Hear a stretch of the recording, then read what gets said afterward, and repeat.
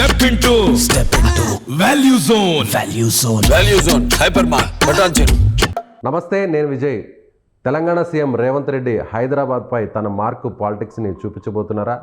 ఇప్పుడు మెట్రో విస్తరణ పనులకు సంబంధించి శంషాబాద్ ఎయిర్పోర్ట్ వరకు గతంలో ఉన్నటువంటి లైన్ను అంటే మారుస్తూ కూడా కొత్తగా మార్గాన్ని ఎంచుకుని ఆ లైన్లోనే నిర్మాణం చేపట్టబోతున్నారా? ఇప్పుడు మెట్రో మీద రేవంత్ మార్కు చూపించబోతున్నారా? దీనిపై విశ్లేషించడానికి మనతో పాటు Suman TV news chief editor Keshav గారు. నమస్తే కేశవ్ గారు. సో మెట్రో అనేది ఆల్రెడీ ఎక్స్పాన్షన్లో భాగంగా శంషాబాద్ ఎయిర్పోర్ట్కి వేరే మార్గంలో కొంత విస్తరణ చేయాలనేది కూడా ఒక నిర్ణయం జరిగింది. వాటిని క్యాన్సిల్ చేసి ఇప్పుడు రేవంత్ రెడ్డి వేరే లైన్లో తీసుకువెళ్ళడానికి ప్రధానంగా కారణం ఏంటంటారు? అంటే ఒకటి, గవర్నమెంట్లు మారినప్పుడల్లా ఈ ప్రాజెక్టుల పైన ఎవరి ముద్ర వాళ్ళు తాపత్రయపడడం అనేది సహజం. 2006, 2004 అప్పటికే 2002లోనే మెట్రో రైల్ డిస్కషన్స్ జరిగినాయి హైదరాబాద్లో. 2006 నుంచి YS Rajasekhara Reddy government route mapping చేసింది. ఎందుకంటే 2 కారిడార్స్ అప్పటికే వాళ్ళు డిసైడ్ చేసిన 2 కారిడార్లో ఒకటి హైటెక్ సిటీని కనెక్ట్ చేస్తూ నాగోల్ వరకు వెళ్ళడం, ఇంకోటేమో ఎల్బీ నగర్ రూట్ నుంచి ఇటు మియాపూర్ వరకు రావడం. ఇది ఎక్కడ మధ్యలో అమీర్పేటలో ఇంటర్సెప్ట్ అవుతాయి ఈ 2 కూడా. ఇది అప్పుడు పెట్టుకున్నటువంటి ప్రపోజల్. ద సేమ్ టైము చాలా అంశాలు ఇందులో ముడిపడి ఉన్నాయి. హైదరాబాద్కి చుట్టుపక్కల వస్తున్నటువంటి డెవలప్మెంట్ రీత్యా మెట్రోని విస్తరించాలి అనేటువంటి డిస్కషన్ ఎప్పటి నుంచి జరుగుతుంది. 2014లో తెలంగాణ గవర్నమెంట్ వచ్చిన తర్వాత కూడా అప్పటికే ఆల్మోస్ట్ ఒక 50-60%, 60% అంటే ఆల్మోస్ట్ 80-90% అయ్యి ఉండొచ్చు. ఎందుకంటే కిరణ్ కుమార్ రెడ్డి గారే దాన్ని ఇనాగ్రేట్ చేయాలని కూడా ప్రిపేర్ అయ్యారు ఒక దశలో, ఒక రూట్ ఇనాగ్రేట్ చేయాలని. బట్ కాలేదు. గవర్నమెంట్ ఫామ్ అయిన తర్వాత, తెలంగాణ గవర్నమెంట్ ఫస్ట్ ఫామ్ అయిన తర్వాత చేసింది ఏంటంటే మెట్రో రైలు పనులు ఆపేస్తున్నాం. ఒక 6 నెలలు గందరగోళం సృష్టించారు. అసెంబ్లీ ముందర నుంచి వెళ్ళడానికి వీల్లేదు, హైదరాబాద్ తెలంగాణకు తహజీబు అది ఇది అని చెప్పని దీనికి సంబంధించి ఇది ఒక గొప్ప ఐకానిక్ బిల్డింగ్, దీని ముందర వెళ్తానికి వీల్లేదు. ఫైనల్గా మళ్ళీ దాని ముందర నుంచే ఎలివేటెడ్ కారిడార్. ఎందుకంటే అప్పుడు ఏం చెప్పారు, భూగర్భంగా మేము ట్రై చేస్తామని చెప్పాను. మళ్ళీ ఎలివేటెడ్ కారిడార్ అక్కడ వేశారు. ఇప్పుడు ఇక్కడ రేవంత్ రెడ్డి గారు పెట్టినటువంటి పాయింట్ ఏంటంటే కొంచెం ఇది వ్యాలిడ్ పాయింట్. ఎందుకంటే ఇది ఏదో బెంకానికి చేసినటువంటి నిర్ణయంగా మనం చెప్పలేం. ఒక వ్యాలిడ్ పాయింట్ ఉంది ఇందులో. ఎక్కడి నుంచి అయితే మెట్రో రైలు ఇప్పుడు వెళ్ళబోతుందో, ఎందుకంటే హైటెక్ సిటీ నుంచి వచ్చినటువంటి రూట్ని ఎక్స్టెండ్ చేసి గచ్చిబౌలి జంక్షన్ ఓఆర్ఆర్ నుంచి ప్యారలల్గా తీసుకెళ్ళాలి అనేటువంటి ఒక ఆలోచన చేశారు. అలానే రైల్వే ఎయిర్పోర్ట్కి రీచ్ అయ్యేటువంటి క్రమంలో భూగర్భ రైలు తీసుకెళ్తాం మేము అని చెప్పనేటువంటి విషయంలో అంతా క్లారిటీ చేశారు. అందుకని చెప్పనే GMR group already Shamshabad airport metro authority అని చెప్పిన ఒక కంపెనీని కూడా ఫామ్ చేసి అక్కడ నుంచి వీళ్ళు కలిసి గవర్నమెంట్, సెంట్రల్ గవర్నమెంట్తో సంబంధం లేకుండా state government plus GMR metro వీళ్ళు కలిసి చేద్దాం అనేటువంటి ఒక ప్రపోజల్ ఆల్మోస్ట్ కన్క్లూజన్, అంటే టెండర్స్ కూడా పిలిచేశారు. ఇప్పుడు రేవంత్ రెడ్డి గారు దాన్ని ఆపమని చెప్పన్నారు. ఆయన చెప్పినటువంటి రీజన్ ఏంటంటే, ఎప్పుడైతే గచ్చిబౌలి ఔటర్ రింగ్ రోడ్ మీద నుంచి ఈ రూట్ వెళ్తుందో, ఇప్పుడు GO 111ని గత ప్రభుత్వం క్యాన్సిల్ చేసింది. గండిపేట, హిమాయత్ సాగర్ చెరువులకు సంబంధించి న్యాచురల్గా అంటే పర్యావరణ పరంగా ఇచ్చినటువంటి ప్రొటెక్షన్ని సుప్రీంకోర్టు కూడా గతంలో దాన్ని సపోర్ట్ చేసింది. అలాంటి దాన్ని పూర్తిగా ఎత్తేయాలని ఒక నిర్ణయం తీసుకుంది. అంటే అక్కడ కూడా ఆకాశ హర్మ్యాలు రావచ్చు. ఒక న్యూ సిటీ డెవలప్ చేయడానికి కావాల్సినటువంటి అవైలబిలిటీ ఆఫ్ ల్యాండ్, అంత ల్యాండ్ పెరుగుతుంది కాబట్టి నగర విస్తరణ జరుగుతుంది. దాన్ని దృష్టిలో పెట్టుకొని దీన్ని మేము డెవలప్ చేస్తున్నాం అనేటువంటి మాట వాళ్ళు చెప్పారు. అయితే ఇక్కడ రేవంత్ రెడ్డి రైజ్ చేసినటువంటి పాయింట్ ఏంటంటే, ఔటర్ రింగ్ రోడ్డుకు ప్యారలల్గా మీరు మెట్రో రైలు వేసుకొని వెళ్ళడం వల్ల వచ్చే ప్రయోజనం ఏంటి అని చెప్పని అడుగుతున్నారు. సో ఆల్రెడీ ఎక్స్ప్రెస్ హైవే ఉంది కాబట్టి ఇప్పుడు కొత్తగా మెట్రో ఔటర్ రింగ్ రోడ్ అదే స్పీడ్తో వెళ్ళిపోతారు. కార్లో ఆల్రెడీ 2 వీలర్స్ వెళ్ళలేవు, కానీ 4 వీలర్ వెహికల్స్ అన్నీ కూడా ఔటర్ రింగ్ రోడ్ మీద శంషాబాద్కి వెళ్ళిపోతున్నటువంటి రూట్ ఉంది. ఈ రూట్ డిసైడ్ చేయడం వల్ల జరిగినటువంటి పరిణామం ఏంటంటే, రియల్ ఎస్టేట్ ఆ ప్రాంతంలో విపరీతంగా పెరిగింది. అంటే SFT 4,000కి అమ్మినటువంటి ప్రాంతం ఇప్పుడు 8,000, 9,000కి వెళ్ళిపోయింది అక్కడ. So metro line expansion, metro rail వస్తుంది, ఇదంతా కూడా రాబోయే రోజుల్లో డెవలప్ అవుతుంది అనేటువంటిది. అసలు కోర్ డిమాండ్ ఎప్పటి నుంచో ఉన్నటువంటి డిమాండ్ ఏంటంటే, మెట్రో రైలు ఫలక్నుమా రూట్ వరకు ఆపేసింది. ఓల్డ్ సిటీ నుంచి అసలు మెట్రో రైలు వెళ్తున్నటువంటి పరిస్థితి లేదు. అంటే మెట్రో ఇక్కడ మన బస్ స్టాండ్ దగ్గర ఆపేశారు. మహాత్మా గాంధీ బస్ స్టాండ్ అని ఉంది కదా, ఇమ్లీబన్ బస్ స్టాండ్ దగ్గర ఆపేశారు. ఇక అటు ఓల్డ్ సిటీలోకి వెళ్ళేటువంటి కనెక్టివిటీ లేదు. ఇప్పుడు రేవంత్ గారు చెప్తున్నటువంటి కొత్త మాట ఏంటంటే, చంద్రాయనగుట్ట మైలార్ దేవరపల్లి రూట్ నుంచి ఒక మార్గం, అటువైపు ఫలక్నుమా నుంచి ఇంకొక మార్గం, ఈ 2 స్టడీ చేయండి. ఏది ఫైనాన్షియల్గా తక్కువ అయితే ఆ రూట్ మనం డెవలప్ చేస్తే ఇటు నుంచి కనెక్టివిటీ ఎక్కువ అవుతుంది, ఉపయోగం ఎక్కువ ఉంటుంది అనేటువంటి మాట చెప్తున్నారు.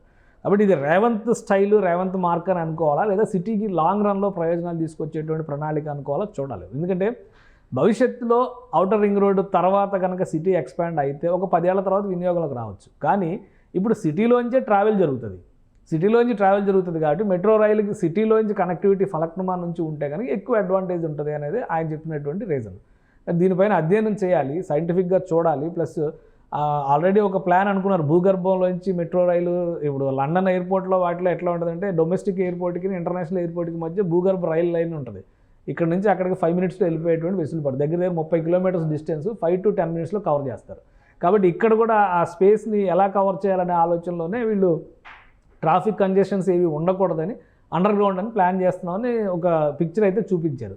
ఇప్పుడు రేవంత్ రెడ్డి దాన్ని ఏ విధంగా మారుస్తారు, దానికి అక్కడ ఉండేటువంటి వైబిలిటీ ఏంటి, ప్లస్ అవైలబిలిటీ ఆఫ్ ల్యాండ్, ముఖ్యంగా ఓల్డ్ సిటీలో కన్స్ట్రక్ట్ చేయాలంటే ఇప్పుడు బార్కస్ లాంటి ఏరియాస్లోంచి మెట్రో రైలు తీసుకెళ్లాలంటే చాలా క్లిష్టమైనటువంటి ప్రక్రియ అది. అక్కడ అవైలబిలిటీ ల్యాండ్ ఎలా ఉంటుంది, స్థల సేకరణ అనేది చాలా ఇబ్బందిగా ఉంటుంది. కాబట్టి అవన్నీ కూడా అధ్యయనం చేసేదానికి ఖచ్చితంగా మళ్ళీ ఒక 5-6 నెలల సమయం పట్టే అవకాశం ఉంది. మెట్రో విస్తరణ అనే దానిలో కొంత జాప్యం జరగడానికి అయితే స్కోప్ కనిపిస్తుంది. సో ఆల్రెడీ టెండర్స్ కూడా జిఎంఆర్ కంపెనీకి ఇచ్చారంటున్నారు. సో ఇప్పుడు ఈ కొత్త ప్రాజెక్ట్ కూడా అదే కంపెనీకి ఇస్తారా, లేదంటే వేరే కొత్త కంపెనీని తీసుకొచ్చే అవకాశం? అంటే ఇది ఇక్కడ జరిగిన పరిణామం ఏంటంటే మెట్రో రైలు, హైదరాబాద్ మెట్రో రైల్ అనే దాన్ని ఫస్ట్ ఫామ్ చేసింది central government, state government plus metro rail authority. అంటే ఎవరు కాంట్రాక్ట్ ఇస్తే వాళ్ళకి ఎల్ఎన్టీ కంపెనీ దాన్ని తీసుకుంది కాబట్టి ఎల్ఎన్టీ కంపెనీ ఫామ్ చేసింది.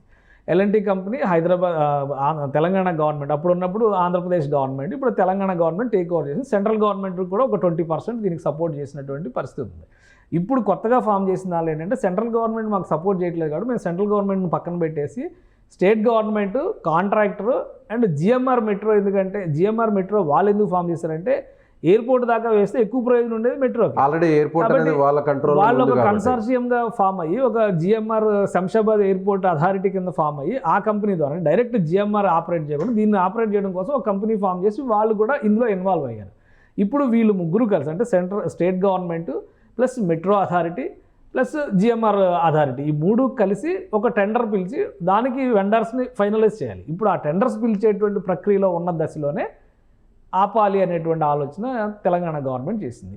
ఇప్పుడు ఎవరెవరిని అంటే కన్స్ట్రక్షన్ మళ్ళీ ఎల్ఎన్టీకే వస్తుందా, ఇంకెవరన్నా దానిలో ఇంకా తక్కువకి కోట్ చేస్తారా, లేదా జిఎంఆర్లో ఉన్నటువంటి కన్స్ట్రక్షన్ కంపెనీలు ఇంకా తక్కువకి చేస్తాయి? ఎందుకంటే దానిలో బోల్డన్ని టెక్నికల్ ఆస్పెక్ట్స్ ఉంటాయి. ఆల్రెడీ ఈ టైప్ మెట్రో రైల్లో వర్క్ చేసినటువంటి ఇంతకు ముందర మనం ఢిల్లీ మెట్రోని కన్సల్టెంట్గా పెట్టుకున్నాం హైదరాబాద్ మెట్రో కట్టేటువంటి క్రమంలో. కాబట్టి అప్పుడు శ్రీధరన్ గారు కూడా వచ్చి రూట్స్ ఇవన్నీ కూడా విజిట్ చేసి ఎంతవరకు చేయొచ్చు, ఎలా చేయొచ్చు ఇవన్నీ కూడా డిస్కస్ చేశారు. కాబట్టి అట్లా కన్సార్షియంగా ఫామ్ అయి చేసేటువంటి అవకాశాలు కూడా ఉంటాయి. టెండర్ ఫామ్ అయితే పనులు మొదలవుతాయి. కాకపోతే ఏంటంటే వీళ్ళు ఎప్పుడైతే ఈ కంపెనీలు ఫామ్ చేస్తారో వీళ్ళు రూట్ మ్యాప్ డిసైడ్ చేసుకున్నారు. ఎటు నుంచి ఆల్రెడీ పెగ్ మార్కింగ్ అంటారు, అంటే ఎటు నుంచి మార్క్ చేస్తే వెళ్తారో అక్కడ వరకు మార్కింగ్ చేసుకుంటూ వెళ్ళారు. ఇప్పుడు అవుటర్ రింగ్ రోడ్డు పరిధిలో మొత్తం మెట్రో రైల్ అని చెప్పని ఒక బాక్సులు పెట్టుకుంటూ వెళ్ళారు వాళ్ళు. కాబట్టి ఆ రూట్లోనే మేము చేస్తాం, ఇది రూటు, ఈ రూట్లో మీరు వేయాలని టెండర్స్ పిలవాలి. వచ్చే కంపెనీలో ఆ రూట్ పైన ఎంత ఖర్చు అవుతుంది, దానిలో ఉన్నటువంటి ప్రాబ్లమ్స్ ఏంటి, అవరోధాలు ఏంటి, ఇవన్నీ అధ్యయనం చేసి ఆ ఖర్చు ఎస్టిమేషన్స్ని బట్టి వాళ్ళు ఫైనాన్షియల్ బిడ్స్ చేస్తారు. ఆ తర్వాత ఫైనలైజ్ అవుతుంది. కాబట్టి ఇప్పుడు ఫైనాన్షియల్ బిడ్డింగ్ ఏది జరగలేదు, ఓన్లీ రూట్ ఫైనల్ చేశారు. బిడ్డింగ్కి వెళ్ళేటువంటి క్రమంలోనే ఆయన ఇప్పుడు టెండర్స్కి వెళ్ళేటువంటి క్రమంలోనే ఆయన ఇప్పుడు ఆపారు. ఆ టెండర్స్ అయిన తర్వాత ఫైనాన్షియల్ బిడ్డింగ్కి వెళ్తారు. ఇవన్నీ జరగాలంటే కంపెనీ సెలక్షన్ జరగడానికి కూడా ప్రాసెస్ ఉంటుంది. ఈ ప్రొసీజర్ కంటే ముందర రూట్ అదే ఎందుకు వేయాలి, ఇంకొక ఆల్టర్నేటివ్ రూట్ చూడండి అనేటువంటి మాట చెప్పారు. ఇప్పుడు ఆ మిగతా 2 రూట్ల మీద కూడా అధ్యయనం చేసిన తర్వాత ఏది తక్కువ దూరం అవుతుంది, ఏది ఫైనాన్షియల్గా తక్కువ ఖర్చు అవుతుంది, ఏ రూట్ నుంచి వెళ్తే ఎక్కువ రెవెన్యూస్ రావడానికి స్కోప్ ఉంటుంది, ఈ 3 అంశాలని బేరీజ్ వేసుకొని ఈ రూట్ అని ఫైనల్ అయినాక అప్పుడు టెండర్స్కి వెళ్తారు. కాబట్టి ఈ ప్రొసీజర్ కంప్లీట్ చేయడానికి కనీసం ఒక 5-6 నెలల సమయం పడడానికి అయితే అవకాశం పడుతుంది. Right sir, thank you so much. ఇది శంషాబాద్ ఎయిర్పోర్ట్ వరకు వేసేటువంటి కొత్త లైన్, మెట్రో కొత్త లైన్కి సంబంధించినటువంటి త్వరలోనే అంచనాలన్నింటినీ పూర్తి చేశాక సర్వే పూర్తయిన తర్వాతే పాత లైన్లోనే మా మెట్రో లైన్ వేస్తారా, లేదంటే కొత్తగా ఓల్డ్ సిటీ నుంచి వేస్తారనేది కూడా తెలియాల్సినటువంటి పరిస్థితి. Thank you so much.